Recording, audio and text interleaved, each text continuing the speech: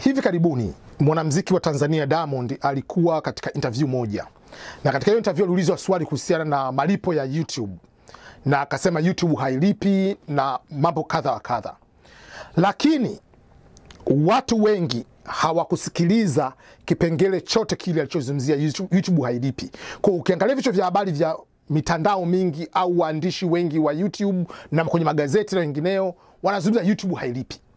Ila kwanza nitazungumzia jinsi gani YouTube inavyolipa na mwenyewe Diamond analipwa kiasi gani, au watu wengine wenye YouTube kubwa duniani au Tanzania wanalipwaje, na wewe kwa nini uwe na YouTube. Nitakueleza wewe mwenyewe faida zake ni zipi, kwa sababu mwenyewe ni YouTuber, na nitakufundisha jinsi gani unaweza kupata hela kupitia YouTube. Lakini yeye alikuwa anajibu swali ukilinganisha kati ya YouTube na other services of streaming videos or music kwa wanamuziki. Ukifanya comparison, hii hapa hailipi kama hii hapa. Sijui unanielewa mpaka hapo. Ukisema kwamba ukiwa na wimbo wako kwenye YouTube versus ukiwa na wimbo wako kwenye Apple au kwenye sijui kwenye Spotify au kwenye hizo simu zingine ukanunua, anakwambia kule zinalipa zaidi tofauti na YouTube. Mimi sio mwanamuziki, naweza nikakubaliana na hiyo hapo. Ila mimi ni YouTuber, nitazungumzia upande wa YouTube inalipa kiasi gani. Kwa sababu Diamond mwenyewe analipwa sana na YouTube, ila unaweza kutoa analipwa zaidi au anapata zaidi kwenye malipo mengineyo tofauti na YouTube. Karibuni sana, mimi naitwa Ernest Boniface Makulilo, ni mmoja kati ya YouTubers. Hii ni channel yangu ya Kiswahili. Kwa hiyo usifikirie kwamba huyu jamaa anaongea mbona mwenyewe YouTube mwenyewe bado ni mdogo, ana subscribers wachache wa watu wengineo. No, mimi na YouTube ambayo ni kubwa ni ya Kiingereza tu. Ila nimefungua YouTube maalum ya Kiswahili ambayo nitakuwa nazungumzia mambo mbalimbali ya Kiswahili. Mambo haya ni kutoa elimu mbalimbali, kama elimu ya kuanzisha YouTube na kufanya YouTube kama business, kufanya kutafuta watu wanatafuta elimu ya mambo ya kutafuta shule, elimu kuja kusoma ugaibuni, kutafuta scholarships, na nazungumzia masuala na mimi pale kwa sababu mwenyewe nimepata, niko huko Marekani. Lakini vile vile njia za kuandika vitabu na kuweza kuuza kwenye Amazon au mitandao mingine mikubwa duniani, ambapo mimi mwenyewe nimefanya au ninafanya mpaka sasa hivi. Kwa karibu sana hapa. Kwa kama wewe hujai kusubscribe, fanya hivyo haraka sana. Kama unavyoona hapa tuna theme ambayo ni Christmas time. Kwa hiyo nimeona ni vizuri vile vile niweze kukupa kwanza kukupongeza wewe kufika mwisho wa mwaka na unapoendelea kwenye masuala mazima ya Christmas. Mungu azidi kukubariki. Mwaka huu 2020 haukuwa mwaka wa kitoto hata kidogo. Kwa hiyo tu ni baraka tosha kumaliza mwaka salama. Sasa tuje kwenye masuala ya YouTube. Sasa katika masuala ya YouTube nitazungumzia vitu vichache kwa haraka, ila kuna videos ambazo nitazitengeneza kama series, tutorial ambazo nitakuwa na kuelekeza ni jinsi gani mtu unaweza ukapata hela kwenye YouTube. Sasa kwanza kabisa, taarifa za YouTube ni public. Kuna mitandao unaweza ukaenda kuangalia kujua mtu average, huwezi kupata exactly analipwa kiasi gani, ila average analipwa kiasi gani. Kwa mfano Diamond anavyosema kwamba halipwi vizuri au hailipi. Diamond kwa haraka kwa mwezi anapata views zaidi ya 40,000. Average 30 milioni 30 milioni 40 kwa mwezi. Kama anapata milioni 30 mpaka milioni 40 views kwa mwezi, YouTube inalipaje? Kawaida sasa YouTube inaangalia factors mbalimbali. Factor ya kwanza, kama ni video yako, iwe ni wimbo iwe ni nini, ni ndefu kiasi gani. Ukiwa na video ya dakika moja ni tofauti na mtu mwenye video dakika 10, matangazo yatakuwa ni mengi. Kwa kuna hicho kitu cha kwanza. Kitu cha pili kinaangaliwa pale ni kwamba kuna baadhi ya video huwa wanalipa kutokana na idadi ya views. Kuna kitu inaitwa CPM, kwamba katika watu 1000 wakiangalia unapewa katika views 1000 unapewa kiasi gani. Sasa huwa tunasema tu kwamba kwa haraka watu wengi kwa haraka views 1000 ni sana $1. Hiyo nasema tu ni kwa haraka, lakini hiyo inategemeana na factors mbalimbali. Inategemea na topic gani unayozungumzia. Kwa mfano, mtu anayezungumzia topic ambazo zinahusu masuala ya kiuchumi, kwa mfano masuala ya kuinvest, masuala ya hisa, masuala ya mfano ya kununua nyumba, mortgage, masuala ya credit card, masuala ya banking, hizo hapo huwa zinakuwa zina matangazo yake. Kwa views 1000 unaweza kutoa inakuwa inakupa hela kubwa, unaweza kupata $10 kwa views 1000. Au masuala ya electronics inakuwa na hela kubwa. Kwa kuna aina ya topic ambazo zinakuwa zina hela kubwa tofauti na hela topic zinginezo. Inategemeana wanaoangalia ni watu wa nchi gani. Kwa mfano, wakiangalia watu 1000 walioko Marekani, unaweza kukuta kwamba mimi kuna baadhi ya video napata kwamba watu 1000 wa Marekani napata $5. Lakini wakiangalia watu 1000 kutoka Tanzania napata labda senti 80 au $1. Kwa kila nchi inakutana na CPM yake.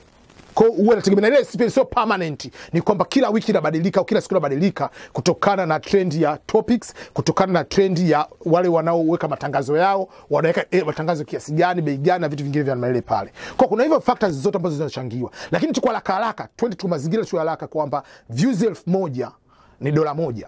Kwa kama views ni 1000 ni $1. Kwa akiwa na views milioni 40 ni $40,000.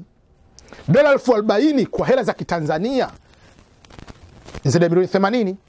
Hapa tumechukulia kwamba wanaoangalia wote ni wa Tanzania. Ila kuna wengine kutoka Marekani tunaangalia, kuna watu wa Sweden wanaangalia, kuna watu wa Australia wanaangalia, kuna watu wa nchi mbalimbali za Ulaya, Asia, wapi wanaangalia hizo video. Kwa hiyo yes, nakubaliana kwamba compare na mitandao mingine halipo vizuri sana. Lakini YouTube kama YouTube, huwezi kuniambia kwamba analipo zaidi ya milioni 80 na milioni 80 yenyewe kibongo kodi yenyewe unakuta hauwezi kula ulipi. Kwa hiyo unajikuta kwamba hiyo ni kitu cha kwanza. Sisemi direct kwamba analipo milioni 80, inategemeana. Kwa sometimes kama ikiwa ni CPM ya senti 80, kwanza ikashuka kadi $30,000, $25,000, lakini at least milioni 50 mpaka 80 anazipata kwa mwezi. Kwa hiyo ni katika highest level ya watu ambao YouTube wamefanya vizuri, kama unamzungumzia Diamond kwa Tanzania, unazungumzia nani huyu mfano au global publishers, au unazungumzia nani mfano Millard Ayo, watu ambao wanapata million views per day. Hicho ni kitu cha kawaida kwao. Sasa tukiondokana na hawa, tuje katika watu wadogo kama sisi. Wewe mmoja wapo, wewe YouTube unafanya nini? Sasa kuna makosa watu wengi wanayafanya katika YouTube. Kosa la kwanza, au watu wengi katika developing countries, ni kwamba wengi hawajui kama YouTube inalipa, na hawajui YouTube inalipaje. Kwa matokeo yao wanatumia nguvu nyingi sana kutafuta umaarufu au kutumia kazi zao za kisanaa zaidi kwenye Instagram. Unakuta kwamba mtu anakuwa ni comedian, anakuwa ana videos zaidi ya 100 kwenye za dakika 2, dakika 3 kwenye Instagram, lakini unaenda kwenye YouTube yake ana videos za zidi videos 10. Hapromote YouTube channel yake. Nitakupa tu mfano mmoja wa haraka au mfano kadhaa. Ukiangalia haraka wale wasanii wale wa Nigeria, mfano wale kina Nasty au sijui unamwangalia wale kina wale kundi lao wanaigizaji, wametumia nguvu kubwa sana kwenye Instagram, lakini kwenye YouTube ndio wamefungua YouTube sasa hivi. YouTube video zao haziko hata 3. Unaona? Lakini kwenye YouTube, kwenye Instagram wana views nyingi. Akiweka video yake moja na views milioni. Lakini kwenye YouTube hawaposti. Kwa hiyo ni kosa la kwanza. Instagram kama Instagram yenyewe, mtu akiangalia video yako akilike haikusaidii chochote kile pale.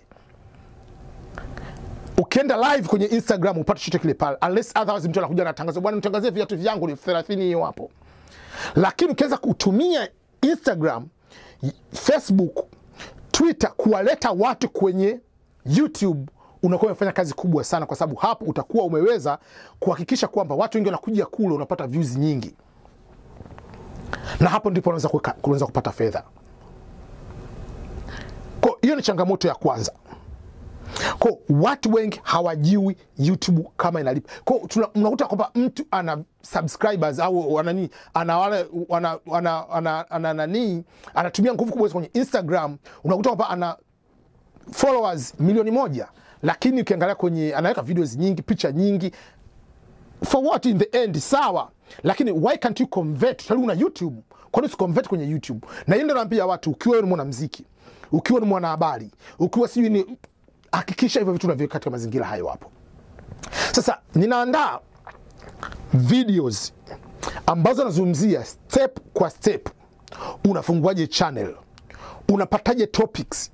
Hata kama wewe sio tu kama unaamua kufanya wewe kama wewe, kwa sababu YouTube sio lazima wewe kama wewe ndio unazifanya. Unaweza kaajiri watu wakana kusanya content on your behalf. Miradi yao akai kila siku kusanya zile habari, anaajiri watu. Unaweza kaajiri watu. Kuwa na YouTube inataka watu muone na YouTube kama business. Kwa sababu unapoenda kufungua biashara ya kilimo, unaweza kuanzisha biashara ya YouTube, kwamba unafungua channel yako, unaajiri watu kwamba bwana, mimi natafuta mwanachuo, niletea habari 3 za chuo, mwana uchumi, niletea habari ngapi hizi hapa. Kwa kila siku unaweza na content ambazo wewe kama wewe huwezi, sio kama wewe ni YouTube unazikoleta, unawalipa hela zao, unakuwa unajaza content. Kwa nitawaeleza jinsi gani kufanya hizo mbinu zote na jinsi gani kuweza kupata katika YouTube. Kwa sababu mimi binafsi na kushangaa, mtu umesoma mpaka degree nzima, una degree, unakaa miaka miwili unatafuta ajira. Ajira unayotafuta ni shilingi milioni 1, dola 400 au 450. Wakati unatafuta kazi miaka miwili ungeitumia kujenga YouTube yako, ungelipwa zaidi ya milioni 1 kila mwezi. Kwa hiyo nitawapeni mbinu mbalimbali. Kwa hata kama una maisha yako mengine, unaweza vile vile kufanya YouTube. Mimi mwenyewe nina maisha mengine, sio kwamba nategemea maisha yangu katika YouTube, lakini baada ya muda fulani, baada ya miaka 3, 4, 5, nitaacha kazi zote, nitakuwa nafanya tu YouTube, kwa sababu nitakuwa nimeshafikia hela inayonilipa zaidi ya hela ninayoitaka katika mshahara wangu wa sasa hivi. Kwa hiyo hicho ndio kitu kubwa nataka kuwashawishi watu wengine ambao inabidi waangalie YouTube unafanyaje na unawezaje kupata hela katika mazingira ya mele pale. Kikubwa ni kwamba usifanye YouTube kwa niaba tu, ngoja nifanye comedy ya kizushi. Fanya kama biashara. Kama unaweza kaajiri mtu, au ni video gani, topic zipi unazifanyaje, kama ni interview, una interview watu gani. Sawa, unaweza kuinterview wasanii, lakini ni kwamba umeshinda kwa ajili kuminterview doctor, muinterview mwalimu, banker, watu gani. Kuna vitu vingi sana za kuonyesha mbinu za kuweza kufanya ambavyo inabidi tupate content nyingi sana.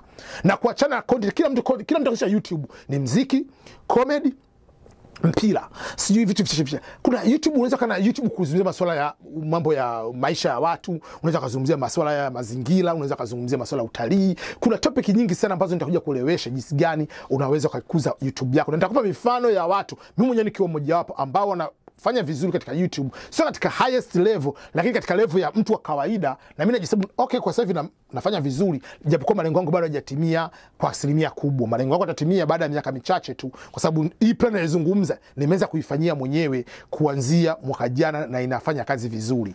Asante sana ndugu mdau, ni mimi hapa Ernest Boniface Makulilo EBM, na nenda katika YouTube channel yangu, na YouTube channel mbili. Ya Kiingereza ni youtube.com/ebmscholars na ya Kiswahili ni youtube.com/ebmswahili. Unaweza kanipata pale, unaweza kusubscribe na kupata content kubwa sana katika mambo mbalimbali. Bye bye.